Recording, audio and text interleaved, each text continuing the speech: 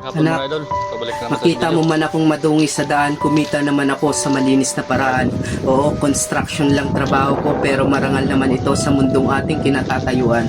May mga taong mapangusga pero dapat tayo ay maging isang matatag dahil dugo, pagod, hirap at pawis ang ating pinaghihirapan.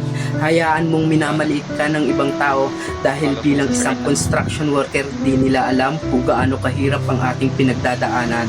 At proud ako dahil meron akong isang marangal na trabaho. Masama lang loob nararamdaman ko kasi dito sa Pinas kung sino pang pinakamahirap na trabaho ay siya pang pinakamababang sweldo. Pero darating yung araw na mapuputol din ang paghihirap ko. Kaya anak, pagbutihin mo ang pag-aaral mo. Dugo at pawis ang puhunan ni tatay para gumanda ang buhay mo. Lahat kakayanin ni tatay para sa iyo. Handa kong harapin ang lungkot at panganib dito sa construction worker para mabigyan ka ng magandang kinabukasan. Kahit hindi medalya ang isukli mo anak, diploma lang sapat na.